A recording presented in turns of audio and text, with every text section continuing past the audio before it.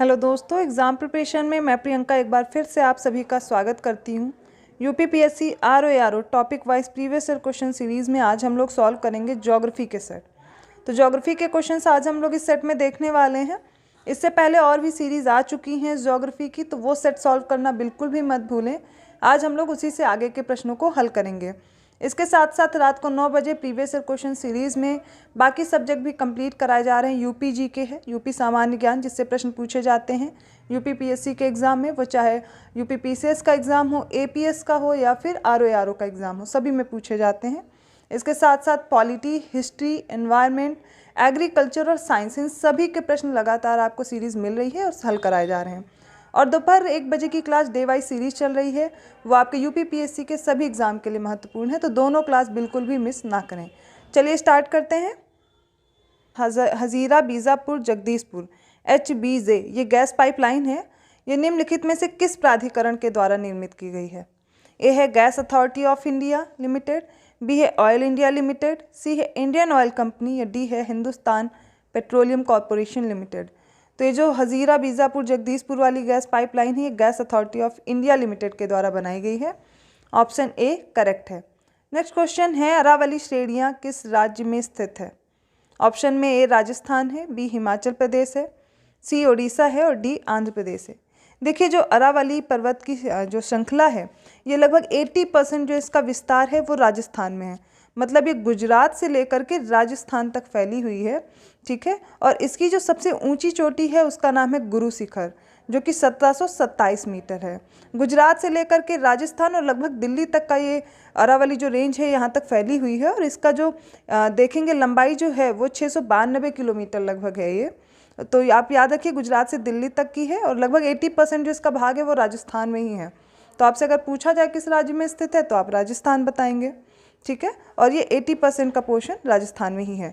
ये अगर आपसे एग्जाम्पल पूछ लिया जाए कि अरावली जो माउंटेन रेंज है या पर्वत श्रृंखला है, ये किस प्रकार की पर्वत श्रृंखला है, तो याद रखिए ये रेजिडुअल है, अपशिष्ट पर्वत का भी उदाहरण है। अगले प्रश्न की ओर बढ़ते हैं। निम्नलिखित में से किस महाद्वीप में उष्ण कटिबंधीय पर्णपाती वनों का विस्तार है? अब सबसे पहले तो यही समझिए उष्ण कटिबंधीय पर्णपाती वन होते क्या हैं। जो इंग्लिश मीडियम वाले हैं वो बच्चे समझ लें, इन्हें बोलते हैं ट्रॉपिकल डेसिडुअस जो फॉरेस्ट होता है, वेजिटेशन होता है। ट्रॉपिकल डेसिडुअस वेजिटेशन की बात कर रहे हैं।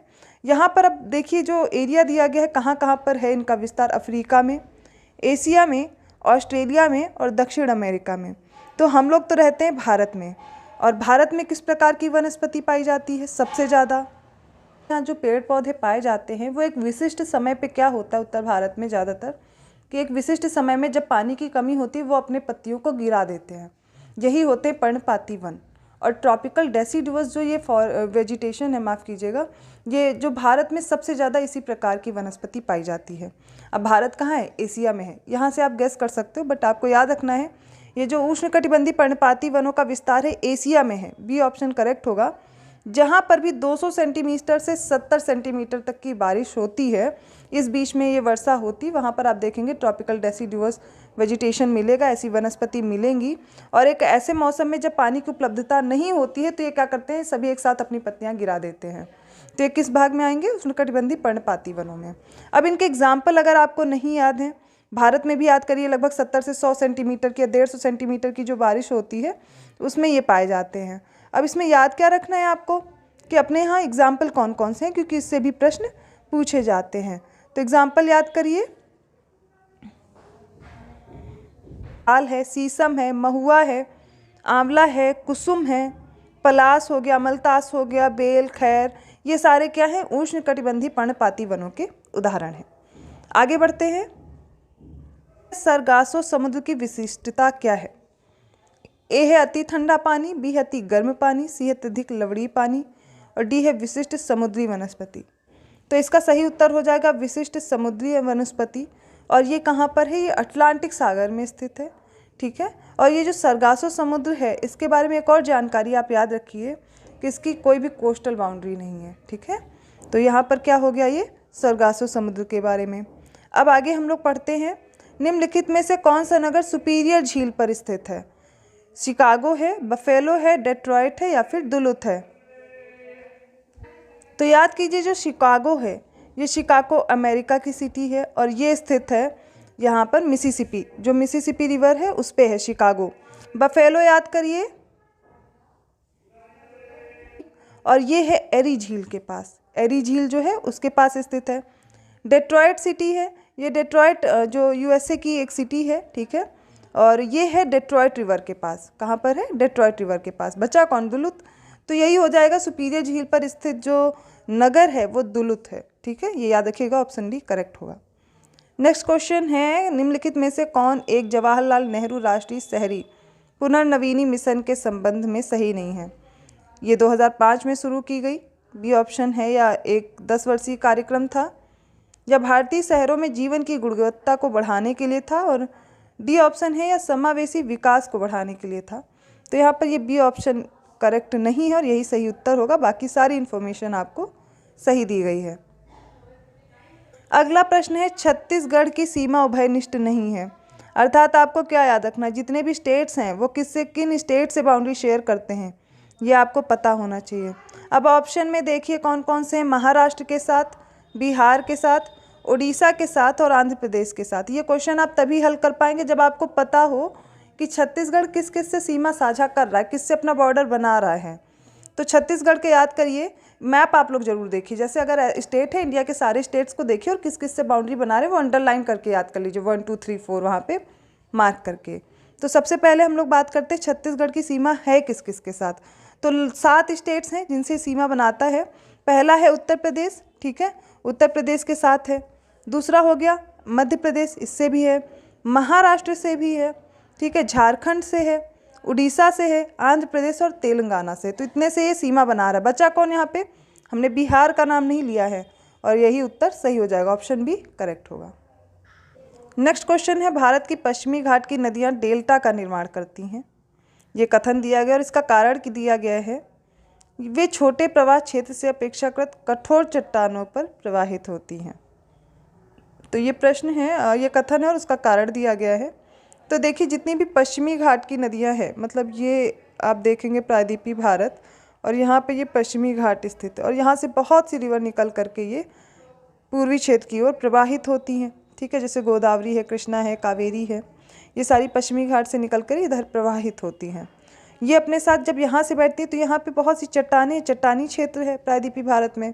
अब यहाँ पर क्या होता है, ये अपने छोटे प्रवाह के साथ बहती हैं और कठोर चट्टानों को काटते हुए बहती, तो अपने साथ क्या करती हैं, बहुत से निक्षेप लेकर के जाती हैं और धीरे धीरे क्या यहाँ तेज ऊंचाई से जाएंगी और यहाँ पर इनका वेग कम हो जाएगा इन जगहों पे पहुंचकर। तो यहाँ पर ये क्या बनाएंगी, डेल्टा, ठीक है, जैसे गोदावरी महानदी का डेल्टा, कृष्णा कावेरी का डेल्टा। तो ये सब जो जितनी भी ये नदियाँ हैं सारी की सारी डेल्टा बनाती हैं और इनके साथ साथ इनका जो कारण दिया गया वो भी बिल्कुल सही दिया गया है और उसका सही व्याख्या कर रहा है। ऑप्शन ए करेक्ट हो जाएगा, यहाँ पर 168 का ए ऑप्शन करेक्ट है, ठीक है। कावेरी नदी के उद्गम का स्रोत बताना है। ऑप्शन ए है ब्रह्मगिरी की पहाड़ियाँ, ऑप्शन बी है सह्याद्री पहाड़ियाँ और ऑप्शन सी है ग्वालीगढ़ की पहाड़ियाँ या ऑप्शन डी है अमरकंटक की पहाड़ियाँ। तो कावेरी नदी का जो उद्गम क्षेत्र है सबसे पहले कर्नाटक का कुर्ग डिस्ट्रिक्ट है, वहाँ से निकलती है और वहाँ पे पहाड़ी है ब्रह्मगिरी, वेस्टर्न घाट की है या पश्चिमी घाट की जो पहाड़ी है ब्रह्मगिरी की पहाड़ी, यहाँ से निकलती है, ठीक है, ब्रह्मगिरी की पहाड़ियों से निकलती है, ऑप्शन ए करेक्ट होगा। और कुर्ग डिस्ट्रिक्ट है कर्नाटक का, ठीक है, वहाँ से निकलती है। तो ये याद रखिएगा, कावेरी का उद्गम क्षेत्र हो गया ब्रह्मगिरी। अमरकंटक से कौन कौन सी नदियाँ निकलती हैं ये आप लोग मुझे कमेंट करके बताएंगे। नदी के तट पर गोरखपुर स्थित है। ए है घाघरा, बी है गंडक, सी है राप्ती और डी है सरयू। तो आपको सारी जो ये नदियां हैं इनके तट पर स्थित नगर आपको याद होने चाहिए। अब इसमें जो जो ऑप्शन दिए गए हैं वो मैं आपको बता देती हूँ। तो सबसे पहले बात करते हैं घाघरा की। घाघरा के तट पर आप लोग याद करिए सीतापुर, अयोध्या, फैज़ाबाद, गोंडा, बहराइच, ये सारे कहाँ पर स्थित हैं, घाघरा नदी के तट पर। कौन कौन से, सीतापुर, अयोध्या, फैज़ाबाद, गोंडा और बहराइच। अब बात करते हैं गंडक की। देखिए गंडक दो नाम से है, बूढ़ी गंडक और गंडक है, आपस में मिल जाती हैं, ठीक है। तो गंडक के अगर समीप हम लोग देखेंगे कौन कौन से नगर हैं, तो मुजफ्फरपुर हो गया, दरभंगा है, बेतिया है, पूर्णिया है, आरा, छपरा, जमालपुर, ये सारे किसके तट पर हैं, गंडक के। और सरयू के पास तो याद रखिए अयोध्या है, सभी को याद है। बचा कौन, राप्ती। तो राप्ती के तट पर कौन सा हो जाएगा, गोरखपुर है। नेक्स्ट क्वेश्चन है, गोविंद वल्लभ पंत सागर जलाशय स्थित है, कहाँ पर है? उत्तर प्रदेश में, बी है छत्तीसगढ़ में, सी झारखंड है और डी उत्तराखंड है। देखिए, गोविंद वल्लभ पंत सागर ये एक प्रकार की कृत्रिम झील है, आर्टिफिशियल लेक है। उत्तर प्रदेश में जो रिहंद नदी बहती है तो उसी पर है रिहंद डैम है, वहाँ पर है रिहंद डैम। और रिहंद डैम बनने की वजह से क्या होता है, जब भी कोई डैम बनते हैं, बांध बनते हैं, तो उनके पीछे बहुत सा पानी एकत्रित हो जाता है। कहाँ है? बैठो शांति से। और इसी को कृत्रिम झील बोलते हैं। और ये है गोविंद वल्लभ पंत सागर, तो कहाँ स्थित है? उत्तर प्रदेश में स्थित है। किस नदी पर, किस डैम की वजह से बना है? रिहंद डैम की वजह से। किस नदी पर है ये बात? रिहंद नदी पर है। ठीक है। अगला प्रश्न है, निम्नलिखित में से कौन एक सही सुमेलित नहीं है? ऑप्शन ए है लौह अयस्क के लिए कुद्रेमुख फेमस है, कुछ और दिए गए हैं और उनसे रिलेटेड सिटीज़ दी गई हैं। बी है मैग्नीज कोरापुट, सी है तांबा के लिए फेमस है खेतरी, और डी कोयला के लिए सिंगरेनी दिया गया है। तो यहाँ पर मैग्नीज कोरापुट के लिए गलत दिया गया। कोरापुट फेमस है बॉक्साइट के लिए, ना कि मैग्नीज के लिए, और यही उत्तर आपका सही हो जाएगा, ऑप्शन बी। बाकी सब सही दिया गया है, इनको आसानी से आप याद कर सकते हैं। और कोरापुट हो गया बॉक्साइट के लिए। तो स्थित है असम में, बी है गुजरात में, सी महाराष्ट्र में, या फिर डी है आंध्र प्रदेश में। तो 9 ग्राम तेल जो है वो स्थित है गुजरात में, ऑप्शन बी करेक्ट होगा। नेक्स्ट क्वेश्चन है, महावेली गंगा एक नदी है। ए ऑप्शन है बांग्लादेश की, बी है भारत की। अगला प्रश्न है, महावेली गंगा एक नदी है और ये कहाँ की है? ये क्षेत्रीय पूछा जा रहा है। बांग्लादेश की, भारत की, श्रीलंका की और नेपाल की। तो याद रखिए, महावेली गंगा है श्रीलंका की। गंगा लगा होने की वजह से आप भारत की मत समझिएगा। ये कहाँ की है? श्रीलंका की है, ऑप्शन सी करेक्ट होगा। सूची 2 से सुमेलित करना है। एक तरफ कुछ वनस्पति दी गई हैं, ठीक है, और उनके अनुसार जो एग्जाम्पल हैं वो दिए गए हैं। तो पहली सूची में मानसूनी वन है, विषुवतरेखीय वन है, भूमध्य सागरीय वन है और कोड़धारी वन है। सूची 2 में उनके एग्जाम्पल में देखिए, आलू बुखारा जिसको प्लम बोलते हैं और उसके साथ साथ जैतून है। सेकेंड नंबर पे है चीड़ तथा फर। थर्ड नंबर पे सागौन तथा साखू। और फोर्थ नंबर पे है महोगनी और रोजवुड। अभी मैंने आपको एग्जाम्पल बताए थे सागौन तथा साखू के, थर्ड वाला, ठीक है। और अपने यहाँ की जलवायु कैसी है? मानसूनी। वन कैसे पाए जाएंगे? मानसूनी वन। तो ऐसे थोड़ा थोड़ा आप रिलेट कर सकते हो। तो ए का थर्ड हो जाएगा। विषुवतरेखीय वन में आप देखेंगे, विषुवत रेखा के आसपास स्थित जितने भी हैं वन, उनकी बात की जा रही है। यहाँ पर होंगे महोगनी और रोजवुड, ठीक है। महोगनी और रोजवुड हो गया। भूमध्य सागरीय वन में आप अगर याद करेंगे तो यहाँ पर हो जाएंगे प्लम और जैतून। सिट्रस फ्रूट भी यहाँ पर ज़्यादातर पाए जाते हैं। कोड़धारी वन में चीड़ तथा फर। ये कोड़धारी क्यों होते हैं? देखिए, जहाँ पर भी बर्फबारी या कुछ भी होती है तो कोड़धारी वन पाए जाते हैं, जिनसे इनके ऊपर बर्फ़ क्या होती है? फिसल जाती है। मतलब ये अपने आप को अडेप्ट किए हुए हैं, वैसे जो भी इन्वायरमेंट है उसके अकॉर्डिंग खुद को इन्होंने क्या कर रखा है? अडॉप्ट कर रखा है, ठीक है। तो ये हो गए कौन से? कोड़धारी वन। उसके साथ साथ मैंने जो आपको भूमध्य सागरीय वन बताए थे, अब माफ़ कीजिएगा, विषुवतरेखीय वन। विषुवतरेखीय का मतलब है लगभग 5 से 10 डिग्री नॉर्थ से लेकर के 5 से 10 डिग्री साउथ तक के जो फैले हुए हैं वन, उनकी बात की जा रही है। यहाँ पर आपको एवरग्रीन फॉरेस्ट मिलेंगे, तो उनके एग्जाम्पल आप याद रखिए, सागौन, साखू, ये सब हो गए, ठीक है। आगे बढ़े, ऑप्शन ए करेक्ट होगा। ये सातत्य के विचार को उस आधार पर विकसित किया गया जो अध्ययन किए गए। ए मैक्सिको में, बी ब्राज़ील में, सी इंडोनेशिया में, या फिर डी है भारत में। तो याद रखिए, इसका सही उत्तर होगा ऑप्शन ए मैक्सिको में। सीमा उभयनिष्ठ है। ए है नामीबिया के साथ, बी है तंजानिया के साथ, सी है अंगोला के साथ, या फिर डी है बोत्सवाना के साथ। यहाँ पर पूछा गया कौन सी सीमा उभयनिष्ठ नहीं है, तो जाम्बिया की सीमा किस किस के साथ लगी हुई है, यही तो पहले पता होना चाहिए, तभी तो बता पाएंगे किससे नहीं है। तो आपको ये जो फेमस कंट्रीज़ हैं, फेमस सिटीज़ हैं, या फिर ओशंस हो गए, इनसे कौन कौन सी कंट्रीज़ बाउंड्री शेयर करती हैं, नहीं करती, ये जरूर करना है, क्योंकि 1-2 प्रश्न पेपर में ऐसे आते ही हैं। तो जाम्बिया की सबसे पहले याद करिए किन किन से ये बाउंड्री शेयर करता है। तो ये एक लैंड लॉक्ड कंट्री है, मतलब ये लैंड लॉक्ड है, इससे कोई भी ओशन या कोई भी ऐसा सी है नहीं है जो इससे बाउंड्री बनाता हो। अब इसमें 8 कंट्री हैं जो इनसे बॉर्डर शेयर करती हैं। अंगोला है, बोत्सवाना है, डेमोक्रेटिक रिपब्लिक ऑफ कॉन्गो है, मलावी है, मोजाम्बिक है, नामीबिया है, तंजानिया है और इसके साथ साथ जिम्बाब्वे है। तो जाम्बिया जो कि साउथ अफ्रीका की कंट्री है, 8 कंट्रीज से बनाती है boundary. Angola, Botswana, Democratic Republic of Congo, Malawi, Mozambique, Namibia, Tanzania और जिम्बाब्वे। याद रहेगा, ये सारे हैं जिनसे ये सीमा बनाता है। अब यहाँ पर हमने बोत्सवाना जो है ये गलत दिया गया है, ये ऑप्शन आपको गलत दिया गया, मतलब ये आंसर सही नहीं है। बोत्सवाना से अपनी सीमा साझा करता है, ठीक है। तो यहाँ पर आपको याद रखना है, तो इनमें जो उत्तर दिए गए इन सभी के साथ सीमा साझा करता है। आप लोग याद कर लीजिए, इसका आंसर जो डी दिया गया है वो रॉन्ग है।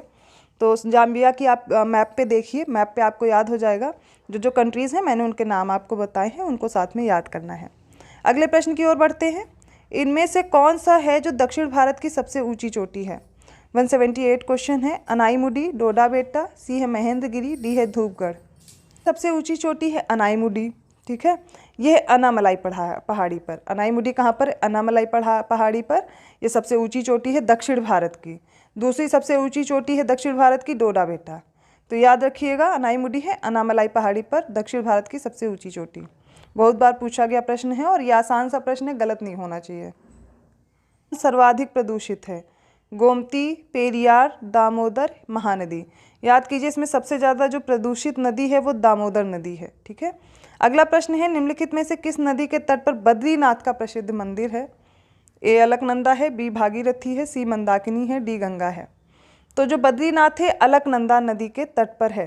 देखिए, बहुत से बच्चे कंफ्यूज थे कि मैम गंगा नदी के तट पर कैसे हो गया। तो अगर आपके पास अलकनंदा नहीं है तो गंगा नदी ही सही होगा। क्यों? क्योंकि देखिए, गंगा नदी को ही आगे बोलते, भागीरथी अलकनंदा से मिलती है, उसी के पास में है बद्रीनाथ वाला क्षेत्र। देवप्रयाग वाले क्षेत्र की बात कर रहे हैं, वहाँ पर है बद्रीनाथ का मंदिर। तो अलकनंदा है ऑप्शन में, तो अलकनंदा ही करेक्ट होगा। अगर नहीं है, गंगा दिया गया तो आप गंगा मानेंगे, ठीक है। गंगा, भागीरथी और इन्हीं के ही नाम ही हैं ये सब।